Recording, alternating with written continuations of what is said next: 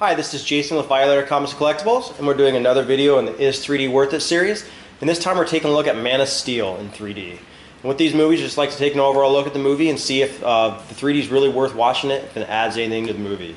We're going to rate it between 1 and 4 stars, 1 being skip it, 2 being okay, 3 being great, and 4 is a can't miss movie. And when I mean can't miss, you cannot watch this movie in anything other than 3D. You feel like you're missing something if you're not watching it in 3D. We're going to take a look at it in a couple of different categories: the pop-out effect, the depth, the glasses off test, and the health. So the first thing with the pop-out, this movie is kind of hit or miss with the pop-out. There's some scenes where it's awe-inspiring and you feel particles flying out and Superman kind of pops on the screen, and there's other parts of the movie where it seems like they could have done a little bit more. And it was kind of disappointing, especially considering it's Superman. There's going to be a lot of flying and action and explosions.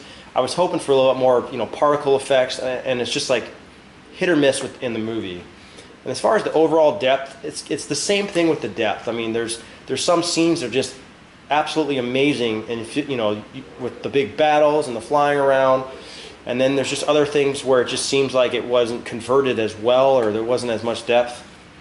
And then going to the glasses off test, it's just the same thing. It's very inconsistent. There are scenes where you cannot watch it without the glasses.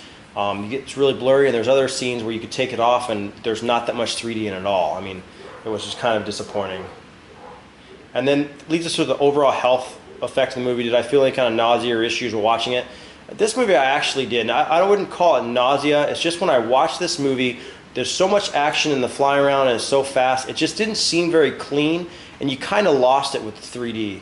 Almost like a ghosting effect. And it was on both formats that I watched these movies in. I saw that. It's very hard to track the characters when they're flying around, especially towards the end when he fights Zod and they're flying around real fast and smashing around. There's parts that look amazing and parts that it's just so fast, and the camera moves so fast.